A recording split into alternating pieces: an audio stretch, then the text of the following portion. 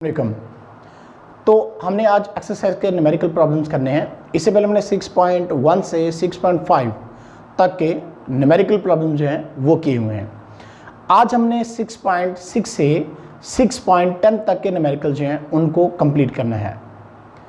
अब chapter number 6 work and energy जो कि हमारे चैप्टर का नाम भी है, तो अब आपको कोई भी न्यूमेरिकल मुश्किल लगने की वजह क्या होती है, एक ही फार्मूले से न्यूमेरिकल हल करने का तरीका क्या होता है, और न्यूमेरिकल में कौन सी आप एक ऐसी गलती करते हो जिससे आपका सारा न्यूमेरिकल गलत हो जाता है, और न्यूमेरिकल को हल करने का आसान तरीन तरीका, और न्यूमेरिकल में फुल मार्क्स कैसे आ सकते हैं। इन तमाम क्वेश्चंस के आंसर आज आपको मिलने वाले हैं। तो इसलिए आपने वीडियो को एंड तक लाजमी देखना है। और अगर आप फर्स्ट टाइम मेरी वीडियो देख रहे हैं तो मेरे चैनल को सब्सक्राइब करें, लाइक करें, शेयर करें और बेल आइकन का बटन जरूर प्रेस करें ताकि लेटेस्ट वीडियो आपको सबसे पहले मिले। तो स्टार्ट करते हैं एक्सरसाइज न्यूमेरिकल प्रॉब्लम 6.6। अब प्रॉब्लम नंबर 6 को स्टार्ट करने से पहले मैं आपसे कहूंगा कि आप कोई भी न्यूमेरिकल मुश्किल लगने की वजह यह होती है कि आपने न्यूमेरिकल्स को करने से पहले चैप्टर को रिवाइज नहीं किया होता, आपने चैप्टर को अच्छी तरह से स्टडी नहीं किया होता। तो अगर आपने चैप्टर को अच्छी तरह से रिवाइज नहीं किया हुआ, आपने चैप्टर के अंदर जो फार्मूलाज इस्तेमाल हुए हैं उनको आपने रिकॉल नहीं किया हुआ, तो आप इस वीडियो को यहीं पे बंद कर दें, क्योंकि ये आपका फ़ायदे में नहीं जाएगी बात। या आप इस वीडियो को यहीं पे पॉज करें और आप अपने चैप्टर के फार्मूलाज को और चैप्टर को रिवाइज करें, रिकॉल कर लें, देन आप न्यूमेरिकल को स्टार्ट करें, तो आपका न्यूमेरिकल कभी भी गलत नहीं होगा और आपको न्यूमेरिकल मुश्किल भी नहीं लगेगा। न्यूमेरिकल मुश्किल लगने की वजह यह होती है कि अक्सर स्टूडेंट्स क्या करते हैं कि चैप्टर को अच्छी तरह से रिवाइज नहीं कर पाते, चैप्टर को अच्छी तरह से रिकॉल नहीं कर सकते, जिस वजह से उनका न्यूमेरिकल गलत हो जाता है और न्यूमेरिकल्स के फार्मूलाज का उनको पता नहीं लगता कि इस न्यूमेरिकल में कौन सा फार्मूला इस्तेमाल होना है। तो इसलिए आप चैप्टर को अच्छी तरह से रिवाइज करें, चैप्टर के अंदर जो फार्मूलाज हैं उनको अच्छी तरह से देखें, देन आप न्यूमेरिकल को स्टार्ट करें। तो अब हम बी चैप्टर नंबर जो 6 का 6.6 प्रॉब्लम है, इसकी स्टेटमेंट को रीड करते हैं ध्यान के साथ, ताकि न्यूमेरिकल को हल करने में आसानी रहे। और उसके साथ साथ आपने न्यूमेरिकल को कैसे करना है कि सबसे पहले आपने लिखना होता है गिवन डाटा, उसके बाद आपने लिखना है टू फाइंड, देन आपने क्या करना होता है कैलकुलेशंस करनी होती है, और आंसर को आपने हाईलाइट लाजमी करना होता है। और जब आंसर को हाईलाइट करना है तो उसके साथ आंसर का वर्ड लिख दें ताकि न्यूमेरिकल में आपको फुल मार्क्स मिल सकें। तो अब जैसे मैं न्यूमेरिकल करूंगा, जैसे मैं आपको बताऊंगा चीज़ें, जैसे हमने करना है, तो आपने इसी तरह से न्यूमेरिकल करना है, तो आपके लिए न्यूमेरिकल मुश्किल नहीं लगने वाला। तो 6.6 की स्टेटमेंट क्या है? A motor boat move at a steady speed of 4 metre per second. एक मोटर बॉट जो है वो एक कांस्टेंट स्पीड के साथ 4 मीटर पर सेकेंड के साथ क्या कर रही है, मूव कर रही है। Water resistance acting on it is 4000 Newton. इसमें पानी की जो रेजिस्टेंस है वो 4000 न्यूटन है, वो लग रही है। Calculate the power of its engine. आपने इसके इंजन की क्या करनी है, पावर मालूम करनी है। तो सबसे पहले हम गिवन डाटा हमें क्या दिया है वो हम लिख लें कि गिवन डाटा क्या है। तो गिवन डाटा में हमारे पास स्पीड दी हुई है v is equal to 4 metre per second, और उसके बाद F फोर्स हमें गिवन है जो कि 4000 न्यूटन है। आपको मालूम क्या करना है, मालूम आपको पावर करनी है। तो हम लिखते हैं यहां पे टू फाइंड क्या है, पावर। P आपको मालूम करना है, तो हम यहां पे लिखेंगे we know that, we know that. हम क्या जानते हैं, power P is equal to, power P is equal to work by time. क्योंकि पावर का टॉपिक हमने इस चैप्टर नंबर 6 की प्लेस में किया हुआ है, तो पावर को अच्छी तरह से पढ़िएगा कि पावर क्या है, rate of doing work is called power. तो power P is equal to W by T. अब हम जानते हैं कि W किसके बराबर होता है, वर्क। वर्क होता है फोर्स और डिस्टेंस का प्रोडक्ट होता है, फोर्स मल्टीप्लाई डिस्टेंस कर दो तो आपके पास बरकत है। अब यहाँ पे हम कुछ चेंजिंग करेंगे। Power P is equal to W की जगह पे हम लिखेंगे F cross S divided by हम क्या कर देंगे, T कर देंगे। W की जगह पे हमने F क्रॉस S लिखा। हमें पावर मालूम करनी है, फोर्स और वेलोसिटी गिवन है, तो अब हम कुछ तो करेंगे ऐसा कि जिससे हम पावर फाइंड कर सकें। तो अब हमें इस चीज़ के बारे में भी आइडिया है कि S इज इक्वल टू क्या होता है, VT होता है। अगर मैं इसमें से V फाइंड करना चाहूँ तो वो किसके बराबर आएगा, तो V बराबर आ जाएगा S बाई टी के। इसका मतलब आप इसकी जगह पे S बाई टी की जगह पे आप क्या लगा सकते हो, V लगा सकते हो। F cross S by T ऐसे लिख लो। F क्रॉस आपके पास क्या आ जाएगा, S बाई टी किसके बराबर है, S बाई टी V के बराबर है, तो यहाँ पे आप V लिख दो। तो power P is equal to F cross क्या आ गया, V आ गया। अब हम वैल्यूज लगाते हैं। फोर्स की कीमत कितनी है, 4000 न्यूटन है। फोर्स कितना है, 4000 है। मल्टीप्लाई स्पीड कितनी है, 4 मीटर पर सेकेंड है। हम इसको 4 से मल्टीप्लाई कर देते हैं तो हमारे पास कितना आ जाएगा, 16000 पावर आ जाएगी। अब पावर का यूनिट क्या होता है, वाट होता है। हम लिख देते हैं यहाँ पे watt. Power P is equal to, इसको साइंटिफिक में लिखते हैं 16 मल्टीप्लाई 10⁻³ हमने चैप्टर नंबर 1 में प्रीफिक्सेस की वीडियो में आपको बताया था कि 10⁻³ जो होता है वो किलो होता है। 10⁻³ क्या है, किलो होता है। तो इस तरह से हमारे पास क्या आ जाएगा फिर ये 16 और साथ में यहाँ पे किलो और पावर का यूनिट वाट होता तो हम लिख देते हैं, तो किलो वाट आ गया। अब जब भी आपने न्यूमेरिकल को करना है तो आपको क्या करना पड़ेगा कि आपने आंसर को जो है वो हाईलाइट लाजमी करना होता है। तो power is equal to 16, sorry ये किलोवाट लिखने हैं हमने, 16 किलोवाट।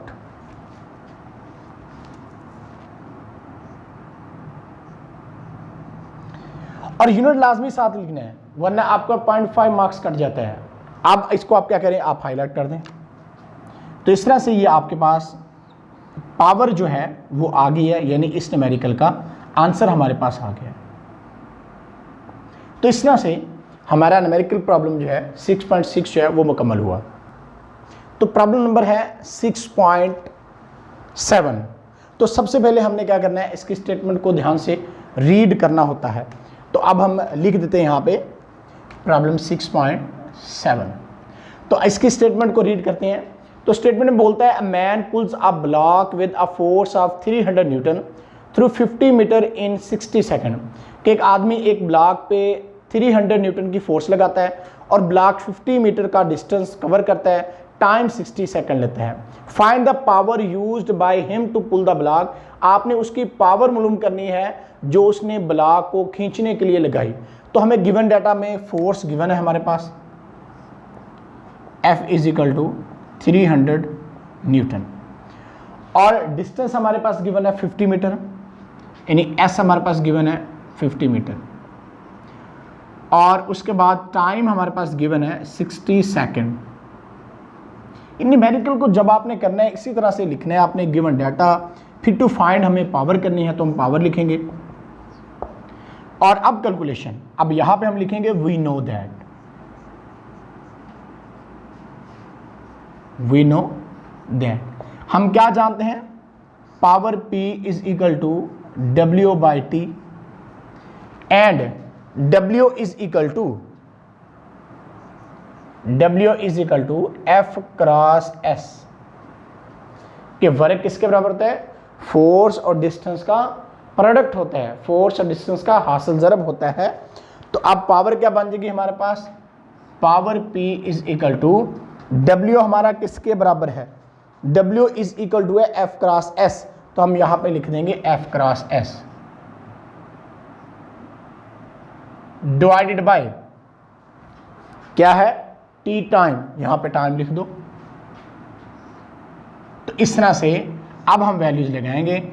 फोर्स की वैल्यू हमें गिवन है 300 न्यूटन है, मल्टीप्लाई टाइम हमारे पास जो है वो भी गिवन है 60 सेकंड, लेकिन पहले डिस्टेंस लिख दें ऊपर, तो ये हमारे पास 50 मीटर है। डिवाइडेड बाय टाइम कितना है 60 सेकेंड है। अब इसको हम क्या लिखेंगे, इसको हम लिखेंगे power P is equal to, इसको मल्टीप्लाई कर लेते हैं कैलकुलेटर की हेल्प से, 300 मल्टीप्लाई 50, ये आ गया हमारे पास जी 15,000 और साथ में न्यूटन मीटर आ गया। नीचे हमारे पास क्या आ गया 60 सेकेंड है। अब इसको हम डिवाइड कर लेते हैं, डिवाइड बाय 60 कर लेते हैं।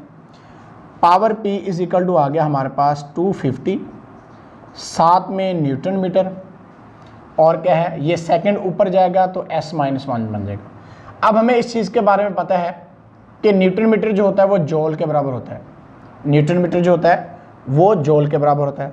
तो power P is equal to 250 joule आ जाएगा और साथ में क्या आ जाएगा पर सेकेंड। अब हमें पता है कि जॉल पर सेकेंड जो होता है ये वाट के बराबर होता है। पावर के ऐसे यूनिट में हमने इस चीज़ को बताया भी था, तो हम लिखेंगे यहाँ पे 250 और साथ में क्या लिख देंगे वाट, W लिख दो सिंपली तो वाट बन जाएगा। यानी पावर हमारे पास कितनी आ गई है, power is equal to 250 watt. Unit लाजमी साथ लिखना है, 0.5 मार्क्स इसके होते हैं। तो अब इसको आपने क्या कर देना है, इसको आपने बॉक्स कर देना है, इसको आप बॉक्स कर दे जी ऐसे करके।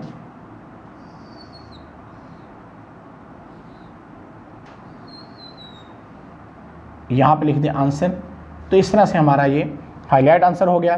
तो हमारा न्यूमेरिकल प्रॉब्लम जो है 6.7 वो भी मुकम्मल हुआ।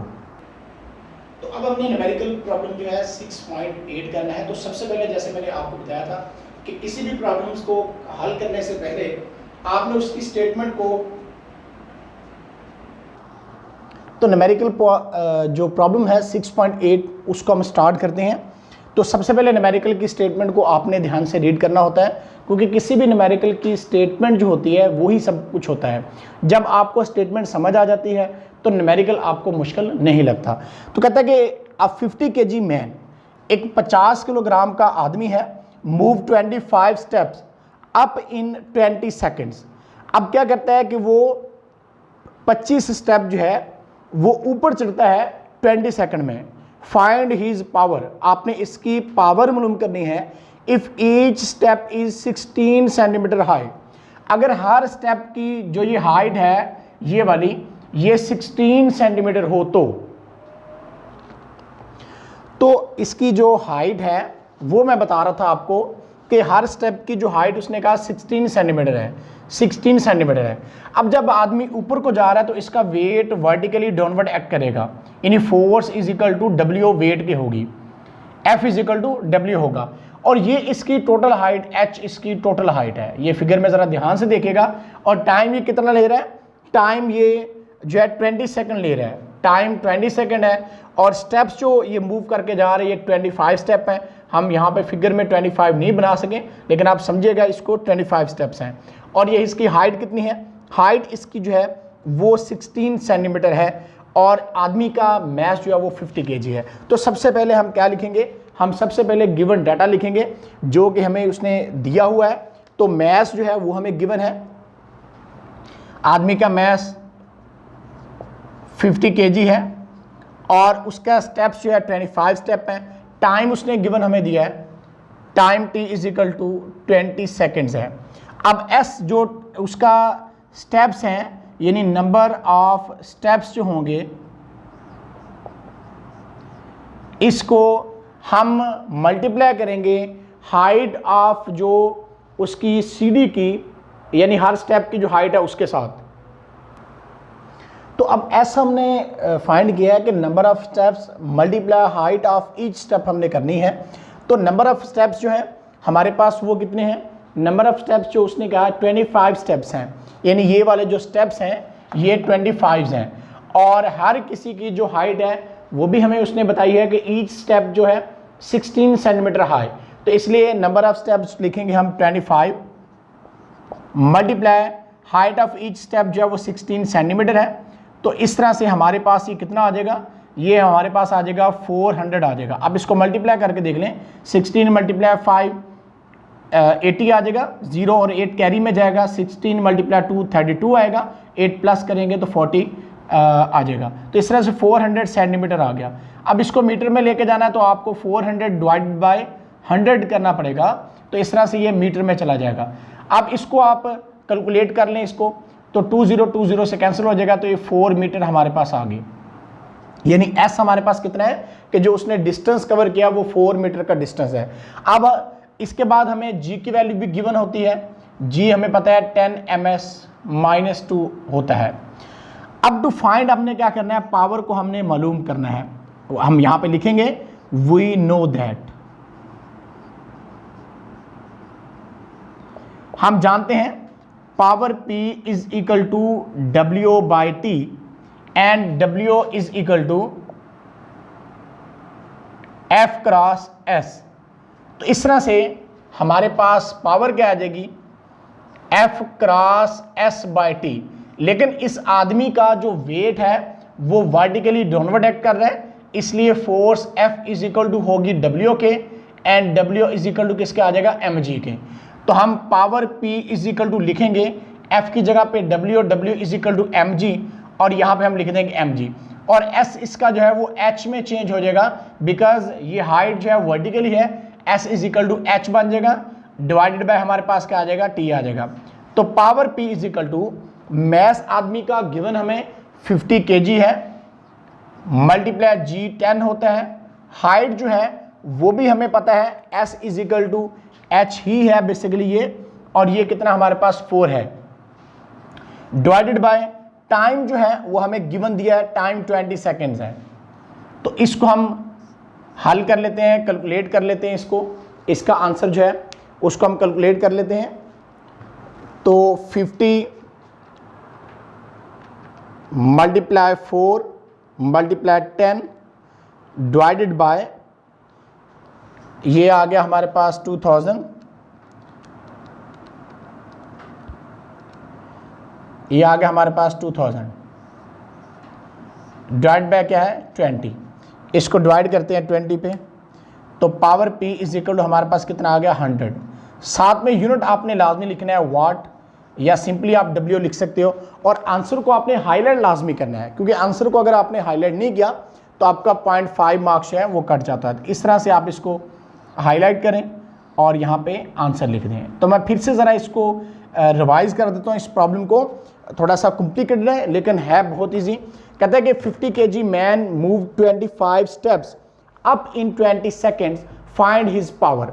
एक आदमी है 50 kg का, वो ऊपर को मूव करके चलता है, 25 स्टेप मूव करता है, हर स्टेप की हाइट 16 सेंटीमीटर है, और उसके बाद ये 16 सेंटीमीटर है, इसकी हाइट ज़रा मैं क्लियर कर दूं आपको कि 16 सेंटीमीटर है, और उसके बाद इसको मल्टीप्लाई किया 400 सेंटीमीटर है, सेंटीमीटर को मीटर में लेके जाना आपने तो आपको 100 पे डिवाइड करना पड़ेगा, ये 4 मीटर आता है।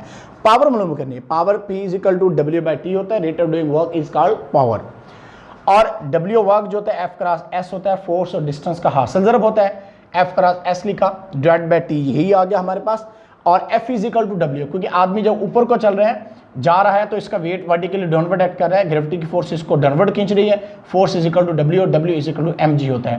तो इस तरह से हमारे पास F is equal to W और W is equal to mg, S h में चेंज हो जाएगा, टाइम आ जाएगा, वैल्यूज लगाएंगे, आंसर आएगा हमारे पास 100 वाट। इस तरह से हमारा प्रॉब्लम 6.8 जो है वो मुकम्मल हुआ। तो न्यूमेरिकल प्रॉब्लम 6.9 स्टार्ट करते हैं। कहता है calculate the power of a pump which can lift 200 kg of water through a height of 6 metre in 20 second. कहता है आपने पावर को कैलकुलेट करना है of a pump which can lift 200 kg of water, 200 kilogram water को ऊपर उठा के हाइट 6 मीटर की हाइट पे लेके जाना है, टाइम 10 सेकेंड है, तो आपने पावर उसकी मालूम करनी है पंप की। तो आप देखें सबसे पहले हम लिखेंगे गिवन डाटा, क्योंकि गिवन डाटा उसके बाद टू फाइंड फिर कैलकुलेशन हमने लिखनी होती हैं। तो गिवन डाटा में हमें मैस ऑफ वाटर जो है वो गिवन है m is equal to 200 kg। उसके बाद जी हाइट जो है वो गिवन हमें, height h is equal to 6 metre है, और टाइम हमारे पास कितना है जी, टाइम इज इक्वल टू हमारे पास है 10 सेकेंड्स। मालूम आपको पावर करनी है तो हम यहाँ पे लिखेंगे पावर P। अब हम लिखेंगे यहाँ पे we know that, we know that, हम जानते हैं power P is equal to W/T होता है, और W वर्क है, T टाइम है, और W वर्क जो होता है वो बराबर होता है F क्रॉस S के। हम यहाँ पे लिख देंगे F cross S divided by क्या लिखेंगे, T लिख देंगे। अब देखें, जब आपने वाटर पंप ने जो फोर्स अप्लाई करनी है, force applied by the pump on the water is equal to the weight of the water, यानी वाटर का जितना वेट होगा उसके बराबर ही पंप उस पर क्या करेगा, फोर्स लगाएगा। तो इसलिए अब इसमें थोड़ी सी और चेंजिंग करनी पड़ेगी। Power P is equal to F cross S divided by T, या F multiply S divided by T। अब F इज इक्वल टू क्या होता है, W, और W इज इक्वल टू क्या होता है, mg। हम यहाँ पे, और S किस में चेंज हो जाएगा, S चेंज हो सकता है किस में, H में, क्योंकि हाइट पे, बुलंदी पे हमने वाटर को लेके जाना है। तो power P is equal to mg, साथ में S की जगह पे H, डिवाइडेड पे क्या आ जाएगा, टाइम आ जाएगा। Power P is equal to, mass कितना हमें गिवन है, 200 है, मल्टीप्लाई G की वैल्यू कितनी होती है, 10 होती है, ये भी हमें मालूम है, G की वैल्यू 10 ms -2 होती है, और उसके बाद H हमें गिवन है 6 मीटर है, डिवाइडेड बाय टाइम हमारे पास है 10 सेकेंड। तो ये 10 इस 10 से कैंसिल हो गया, तो power P is equal to आ जाएगी 200 मल्टीप्लाई 6, तो ये कितना आ जाएगा, 1200 आ जाएगा, या power P is equal to 1200, और साथ में हमें क्या लिखना पड़ेगा, वाट लिखना पड़ेगा, और आंसर को हमें क्या करना पड़ेगा, हाईलाइट करना पड़ेगा, क्योंकि आंसर को जब हम हाईलाइट कर देते हैं तो हमारे जो पूरे मार्क्स न्यूमेरिकल में आते हैं। ये वाट W भी लिख सकते हो, या आप इस तरह से करके वाट्स लिख दें, तो एक ही बात है। अब इसको आपने क्या करना है जी, इस तरह से करके आप हाईलाइट कर देंगे, बॉक्स में इसको करेंगे, और यहाँ पे क्या लिख देंगे आप, वर्ड आंसर लिख देंगे। तो इस तरह से न्यूमेरिकल प्रॉब्लम 6.9 मुकम्मल करने के बाद न्यूमेरिकल 6.9 अब हम स्टार्ट करते हैं 6.10। तो सबसे पहले न्यूमेरिकल की स्टेटमेंट को ही रीड करना है। जैसे मैंने बार बार बताया कि आपने न्यूमेरिकल की स्टेटमेंट को ध्यान से रीड करना है, ताकि आपको न्यूमेरिकल की समझ है कि उसने पूछा क्या और हमें बताया क्या है। कहता है ना, electric motor of 1 horse power, एक electric motor 1 horse power is use to run water pump, एक वाटर पंप को चलाने के लिए इस्तेमाल होती है। The water pump takes 10 minute to fill an overhead tank, यानी पानी का टैंकर जो है उसको टैंक को भरने के लिए 10 मिनट लेता है। उस वाटर पंप जो है, जो मोटर लगाई हुई है वो, the tank has a capacity of 800 litre. अब टैंक की जो कैपेसिटी है वो कितनी है, 800 लीटर्स है, एंड हाइट ऑफ 15 मीटर, और उसकी बुलंदी कितनी है, 15 मीटर है। Find the actual work done by the electric motor to fill the tank, आपने एक्चुअल हकीकत में जो वर्क हुआ है टैंकर को इलेक्ट्रिक मोटर फिल करने में जो करती है वो आपने मालूम करना है। और साथ में also find the efficiency of the system, आपने सिस्टम की एफिशिएंसी जो है उसको भी मालूम करना है कि सिस्टम की एफिशिएंसी कितनी है। तो सबसे पहले गिवन डाटा लिखते हैं कि 1 हॉर्स पावर जो है वो किसके बराबर होती है, पहले हम ये लिख दें। 1 हॉर्स पावर जो होती है, यानी 1 हॉर्स पावर 746 वाट के बराबर होती है। याद रखिएगा इस चीज़ को कि 1 हॉर्स पावर 746 वाट के बराबर होती है। और टाइम कितना है, टाइम उसने कहा कि 10 मिनट है। अब 1 मिनट में 60 सेकंड होते हैं, तो इसलिए इसको 60 से मल्टीप्लाई करना पड़ेगा। 10 मल्टीप्लाई 60 सेकंड, तो ये कितना आ जाएगा, 600 सेकंड्स हमारे पास टाइम भी आ गया। उसके बाद अब उसकी जो हाइट है वो कितनी है, हाइट उसकी है 15 मीटर, h हाइट यानी कि उसकी 15 मीटर है। अब उसका जो वॉल्यूम हमारे पास था वो था 800 लीटर। वॉल्यूम कितना है, 800 लीटर, 800 लीटर्स। अब हमने इसका मैस मालूम करना है, तो वॉल्यूम को मालूम करने के लिए हम यहाँ पे फार्मूला लगाते हैं। हमें पता है डेंसिटी इज इक्वल होता है मैस बाय वॉल्यूम। हम क्या करते हैं, मैस निकालते हैं, तो मैस किसके बराबर आ जाएगा, मैस इज इक्वल टू आ जाएगा डेंसिटी मल्टीप्लाई वॉल्यूम। अब डेंसिटी हमारे पास कितनी है, वाटर की डेंसिटी होती है जी 1000, वॉल्यूम कितना है 800। ये हमारे पास क्या आ गया, वॉल्यूम हमारे पास जो है वो हमने बता दिया 800 है। डेंसिटी उसकी कितनी है, डेंसिटी उसकी जो है वो है 1000। तो तो अब क्या था हमारे पास, जो डेंसिटी ऑफ वाटर है वो 1000 kg/m³ है, और ये जो हमें वॉल्यूम दिया है ये 800 लीटर है। इसको थोड़ा सा मैं आपको रीअरेंज करके बता दूं ताकि आपको समझ आ जाए कि मैस इसका कैसे निकालते हैं। अब देखिएगा ज़रा ध्यान से, mass m = density multiply volume है। डेंसिटी वाटर की होती है 1000 kg/m³ है, और वॉल्यूम जो उसने दिया है हमें गिवन वो है मल्टीप्लाई 800 लीटर। अब जो 1 लीटर होता है, याद रखिएगा इसको, वो होता है 10⁻³ मीटर³ के बराबर होता है। 1 लीटर 10⁻³ मीटर³ के बराबर होता है। 1000 kg/m³ मल्टीप्लाई 800, और लीटर की जगह पे हम क्या लिख देंगे, 10⁻³ मीटर³। 10⁻³ मीटर³। अब देखें 1000 kg/m³ है, मल्टीप्लाई 800 हमारे पास है। ये जो प्लस वाला मीटर³ है इस पे ऐड कर देते हैं, और ये 10⁻³ नीचे ले जाते हैं तो ये 10⁻+3 हो जाएगा। अब ये वाले कैंसिल हो गए। अब हमारे पास क्या रह जाएगा, अब हमारे पास आ गया जी 1000 मल्टीप्लाई 800, और साथ में यहाँ पे केजी लिख देता हूँ, डिवाइड बाय हमारे पास 10⁻³ है, तो इसको हम क्या लिख सकते हैं, इसको हम 1000 लिख सकते हैं, तो ये कैंसिल हो जाएगा। तो इस तरह से मैस आता है 800 kg। मैस कितना आता है जी, इस तरह से मैस हमारे पास जो है वो 800 kg आ जाएगा। तो ये बड़ी ही अहम चीज़ है। ये अक्सर औकात बच्चे इस न्यूमेरिकल को गलत कर लेते हैं क्योंकि वो ये हल इसका नहीं करते। तो आपने मैस = डेंसिटी मल्टीप्लाई वॉल्यूम करने के बाद ये सॉल्यूशन सारा करना है। मेरे पास जगह यहाँ पे कम थी इसलिए मैंने इधर साइड पे किया है, तो आपने साथ ही करना है। तो मैस हमने फाइंड कर लिया, कितना आता है हमारे पास, मैस आ गया जी 800 kg। अब हमने मालूम क्या करना था, मालूम हमने ये करना है, एक तो हमने एक्चुअल वर्क निकालना है और दूसरा हमने एफिशिएंसी ऑफ द सिस्टम जो है वो फाइंड करनी है।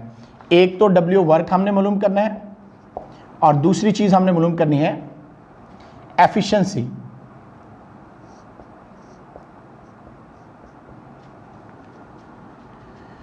तो एफिशिएंसी के स्पेलिंग हम चेक कर लेते हैं जी। Efficiency EFFICIENC1, efficiency of the system. ये दो चीजें आपको मालूम करनी है। तो सबसे पहले हम क्या लिखेंगे, हम जानते हैं the actual work done by the electric motor can be calculated by using this formula. हम यहां पे लिखेंगे वी नो दैट, सिंपली हम लिख सकते हैं वी नो दैट। हम क्या जानते हैं, power P = W/T, power P = W/T।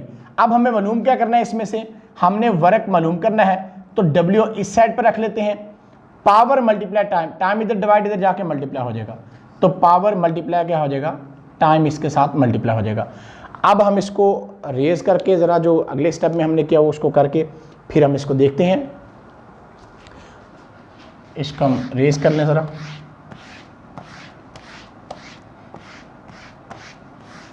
तो इस तरह से हमारे पास वर्क जो है वो क्या आएगा, W work = power multiply time, power multiply time. अब पावर कितनी है 1 हॉर्स पावर, और 1 हॉर्स पावर किसके बराबर है 746 वाट के बराबर है। मल्टीप्लाई टाइम, टाइम हमारे पास है 600 सेकेंड्स। तो इस तरह से हम वर्क की जो है वो कैलकुलेशन अब करते हैं कि हमारे पास वर्क कितना आता है। कैलकुलेटर की हेल्प से हम इसको कर सकते हैं। तो 746 × 600, तो ये आ रहा है हमारे पास 447,600, 447,600। अब वाट किसके बराबर होता है, वाट जो होता है ये जॉल पर सेकंड के बराबर होता है, जॉल पर सेकंड के बराबर, जॉल पर सेकंड, और साथ में ये हमारे पास क्या है पर सेकंड। तो ये एक दूसरे के साथ कैंसिल हो जाएंगे। तो W वर्क हमारे पास किसके बराबर आएगा 447,600 7600 हमारे पास, और यहाँ पे सेकंड को कैंसिल कर गए तो वर्क जॉल में हमारे पास आ गया। तो इसको हम एक बार हाईलाइट कर लेते हैं, क्योंकि हमने एक्चुअल वर्क जो उसका है वो फाइंड आउट कर लिया कि एक्चुअल वर्क हमारे पास कितना है। अब हमने क्या मालूम करना है, एक्चुअल वर्क को फाइंड करने के बाद हमने मालूम करनी है सिस्टम की एफिशिएंसी। यानी ये तो एक्चुअल वर्क था done by the electric motor to fill the tank, this is equal to the input of the system. तो ये इनपुट है सिस्टम की, यानी जो सिस्टम को हमने दिया है। अब हम आउटपुट के तौर पर उसकी निकालेंगे, आउटपुट जो उसकी होगी वो ग्रेविटेशन पोटेंशियल एनर्जी के बराबर होगी। तो उसको अब हम निकालते हैं, फिर हम एफिशिएंसी फाइंड आउट करेंगे। तो अब हम लिखेंगे यहाँ पे आउटपुट जो है वो उसकी, इसको आप कह सकते हो इनपुट है। तो पोटेंशियल एनर्जी अब हमको मालूम करनी है। पोटेंशियल एनर्जी किसका बराबर होती है, एफ क्रॉस एच के बराबर होती है। हमें मालूम है F is equal to W and W is equal to M G. तो इसलिए हम यहाँ पे लिखते हैं एम जी एच।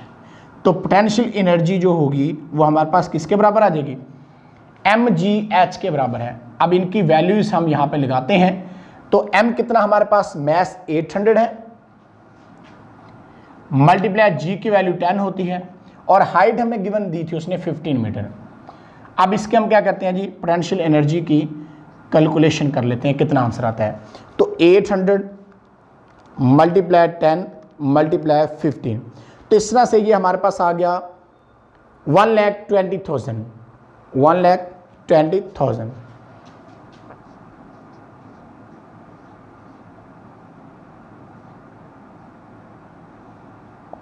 ये जॉल आ गया हमारे पास।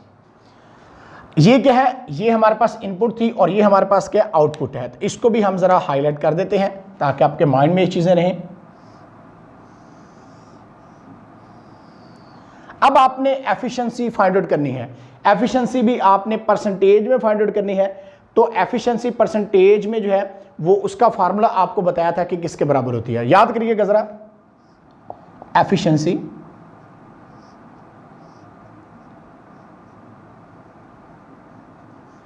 एफिशिएंसी का फार्मूला था the ratio of output over input.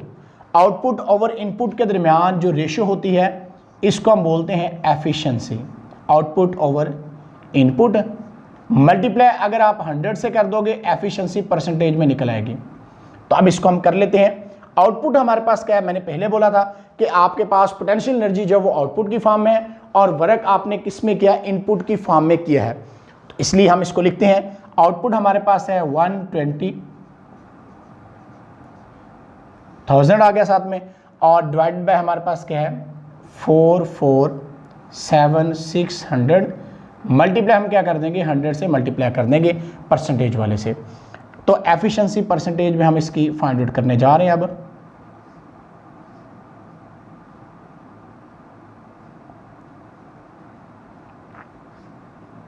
इसकी कैलकुलेशन करते हैं, कितना आंसर आता है, इसको चेक कर लेते हैं।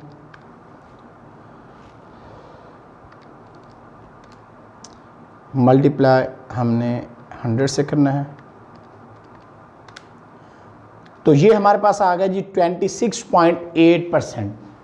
तो बिल्कुल सही आंसर हमारा है 26.8%। 26.8% हम लिख लेते हैं यहाँ पे 26.8 और साथ में परसेंट आ गया। तो इस तरह से हमने सिस्टम की जो एफिशिएंसी है वो भी फाइंड आउट कर लिया। इसको आप हाईलाइट कर दें इस तरह से करके, बॉक्स करने के बाद आप यहाँ पे लिख दें कि ये आपका आंसर है। तो इस तरह से बड़ा ही इम्पोर्टेंट न्यूमेरिकल है, इस लिहाज से इम्पोर्टेंट है, एग्जाम के लिहाज से तो इतना ज़्यादा इम्पोर्टेंट नहीं है, लेकिन जनरली इम्पोर्टेंट इस लिहाज से है कि बच्चों को ये अक्सर औक़ात न्यूमेरिकल भूल जाता है। तो इसलिए आपको बड़े ही सिंपल अंदाज में इस न्यूमेरिकल को करने का तरीकाकार हमने बताया है। तो आज हमने जो न्यूमेरिकल्स किए हैं वो 6.6 से 6.10 तक के न्यूमेरिकल आज हमने मुकम्मल किए हैं। इससे पहले हमने 6.1 से 6.5 तक की वीडियो भी बनाई थी। तो आप उन न्यूमेरिकल्स को भी लाजमी देखिएगा, क्योंकि न्यूमेरिकल्स आपको मुश्किल लगने की वजह मैं फिर बता देता हूं कि आपने चैप्टर को रिवाइज नहीं किया होता। आप अच्छी तरह से चैप्टर को रिवाइज किया करें, फार्मूलाज को ध्यान से रिकॉल किया करें, यानी उनको बार बार याद करें, दोहराएं, तो इस तरह से आपको न्यूमेरिकल जो है वो मुश्किल नहीं लगते। और किसी भी न्यूमेरिकल में एक ऐसी गलती जिससे आपका न्यूमेरिकल गलत हो सकता है वो ये है कि आप अगर फार्मूला गलत लगा दिया आपने तो आपका पूरा का पूरा न्यूमेरिकल गलत हो जाएगा। न्यूमेरिकल में पूरे मार्क्स हासिल करने का तरीकाकार क्या है, वो ये है कि आपने सबसे पहले गिवन डाटा लिखना होता है, फिर टू फाइंड लिखना होता है, फिर आपने कैलकुलेशन जब करनी है आप लिखोगे, वी नो दैट जो फार्मूला इस्तेमाल करना है वो लिखना है, और आपने कैलकुलेशन करने के बाद आपके जो आंसर्स आएंगे इनको आपने क्या करना होता है, हाईलाइट करना होता है। अगर इस पैटर्न से आप कोई भी न्यूमेरिकल करते हो तो उम्मीद करता हूं मैं इस चीज़ की कि आपके न्यूमेरिकल में पूरे मार्क्स आएंगे और आपका न्यूमेरिकल में 0.5 मार्क भी नहीं कटेगा। तो आज के लिए इतना ही। और साथ में बड़ी ही अहम बात मैं बताना भूल गया, वो ये है कि आपका चैप्टर 6 जो है वर्क एंड एनर्जी खत्म हो गया है। तो अब आपने क्या करना है, आपने इस सारे चैप्टर का, जैसे मैं पहले भी बताता होता हूं आपको कि जब भी कोई आपका चैप्टर खत्म होता है तो आपने उसका सेल्फ टेस्ट लेना होता है। सेल्फ टेस्ट कैसे बनाना होता है इसका मैं पैटर्न भी आपको बताता होता हूं कि आपने कुछ शॉर्ट क्वेश्चन, 5 शॉर्ट क्वेश्चन बना ले, आप MCQs 5 बना ले और एक लॉन्ग क्वेश्चन बना ले, उसमें एक थ्योरी वाला क्वेश्चन दे लें, एक न्यूमेरिकल आप लिखें। तो इस तरह से आप अपना सेल्फ टेस्ट लें, आपको पता चले आपका चैप्टर नंबर 6 कितना तैयार है। क्योंकि जब तक आप सेल्फ टेस्ट नहीं लोगे, जब तक आप इस तरह से तैयारी नहीं करोगे, आपका चैप्टर 6 तैयार नहीं होगा और आपको पता नहीं चलेगा कि तैयार है कि नहीं। वैसे उम्मीद मुझे है कि आप साथ साथ सारे लेक्चर को अच्छी तरह से रिवाइज करते होंगे, लेकिन आप अपना सेल्फ टेस्ट जरूर लें। जब आप अपना सेल्फ टेस्ट करेंगे आप में लर्न करने की एबिलिटी पैदा हो जाएगी, आपको पेपर हल करने का तरीकाकार समझ आ जाएगा, पेपर हल करने का तरीकाकार क्या है। और मेरे चैनल के अंदर मौजूद है पेपर पैटर्न के बारे में कि पेपर को हल करने का तरीकाकार क्या है, तो उसको भी आप देख सकते हैं। वो वीडियोस भी आपको मेरे चैनल की प्लेलिस्ट में जाके मिल जाएंगी। तो इसलिए आपने सेल्फ टेस्ट अपना जरूर लेना है ताकि आपको पता चले कि आपका चैप्टर 6 कितना तैयार है। तो आज के लिए इतना ही, फिर मिलेंगे इंशाल्लाह, तब तक अल्लाह हाफिज़।